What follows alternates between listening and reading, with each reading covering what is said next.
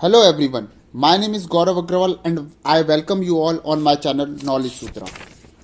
This is the second video in the series of review of book Poor Economics in Context of Problem Solving. In this video, we will talk about 5 key lessons from the book which can help us in solving the problem poverty. The solution of the problem poverty can have 5 aspects. First, providing right and critical information to the poor, reducing burden of responsibilities of poor, creating favorable markets for the poor, eliminating avoidable flaws in the policies, and keeping up the expectation with the poor that they can come out of poverty. We will start with the first aspect and or the solution of the poverty, that is providing right and critical information to the poor. First, the poor lacks critical piece of information and believe things that are not true. They are unsure about the benefit of immunizing children. They think there is a little value in what is learned during the first few years of education. They don't know how much fertilizer they need to use. They don't know which is the easiest way to get infected with HIV. They don't know what their politicians do when in office. We saw many instances in which a simple piece of information makes a big difference. However, not every information campaign is ineffective. It seems that in order to work an information campaign must have several features. It must say something that people don't know already, like no sex before marriage seems to be less effective. It must do in an attractive and simple way. A film or a play or a TV role must be an incredible source of information for them. Second, the poor bears too much responsibility of too many aspects of their lives. The poor have no piped water and therefore do not have the benefit from the chlorine that the city governments put into the water supply. If they want clean drinking water, they have to purify it themselves. They cannot afford ready-made fortified breakfast and cereals and therefore have to make sure that they and their children get enough nutrition. They have no automatic way to save, such as retirement fund or social contribution or to social security. So they have to find a way to make sure that they save. Their life could be significantly improved by making it as easy as possible to do the right things. Based on everything else we know, using the power of default options and small nudges will help, like small salt fortified with iron and iodines, saving accounts, or chlorine could be made available next to the water source where piping is too expensive for the government. This is the second point. Now we will talk about the third point, creating favorable markets for the poor.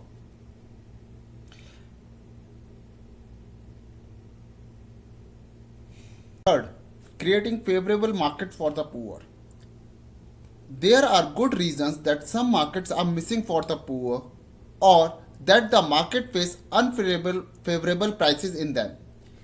The poor get a negative interest rate from the saving account if they are lucky enough to have an account and pay extensive rates of interest on their loans because handling even a small quantity of money entails a fixed cost.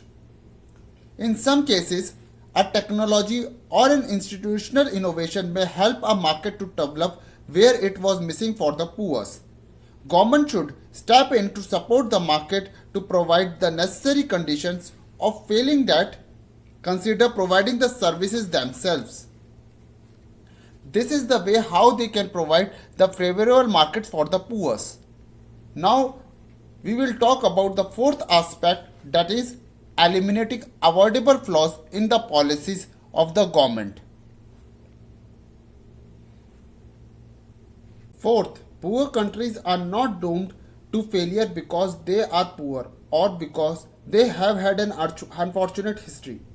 It is true that things often do not work in these countries, but many of these failures have less to do with some great grand transparency of the elites to maintain their hold on the economy and more to do with some avoidable flaws in the detailed design of policies and unambiguous 3 I's: ignorance, ideology, and inertia. The fad of the moment is turned into the policy without any attention to the reality within which it is supposed to function. But the good news is that it is possible to improve governance and policy without changing the existing social and political structure. A small revolution can be achieved by making sure that everyone of the village is invited to the meeting, by monitoring government works and holding them accountable for the failure if they in performing their duties, by monitoring policies, politicians and policies at all levels and sharing this information with the voters, and by making clear to users of public services what they should expect and what the exact health center hours are, how much money they are entitled to. These small ideas can help in eliminating the avoidable flaws in the policies.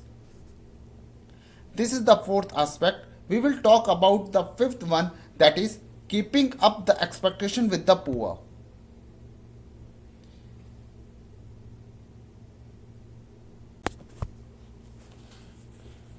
Finally, expectation about what people are able or unable to do all too often end up turning into self-fulfilling prophecies. Children give up on school when their teachers signal them that they are not smart enough to master the curriculum. Fruit sellers don't make the effort to repay their debt because they expect that they will fall back into debt very quickly. Nurses stop coming to work because nobody expects them to be there. Politicians, whom no one expects to perform, have no incentives to try improving people's life. Also, most important, the role of expectations means that the success often feeds on itself. When the situation starts to improve, the improvement itself affects belief and behavior. This is the first and the most important aspect of improving the poor and their lives. For additional information on problem solving and lean manufacturing, or to speak with a specialist about options, यहाँ से नहीं शुरू करना.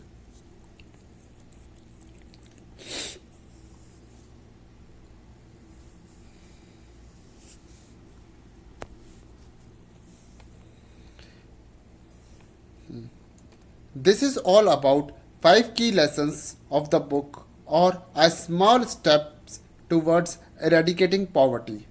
For additional information on problem solving and lean manufacturing, or to speak to with a specialist about options for improving your processes, problem solving and cost optimization, you can comment below or email us at knowledgesutrabygaurav@gmail.com. If you liked this video or found it helpful, be sure to give it thumbs up. To get alerts about when we are going to post a new video, be sure to hit the subscribe button and click the bell. Thank you for watching this video, and we will see you soon on Knowledge Sutra.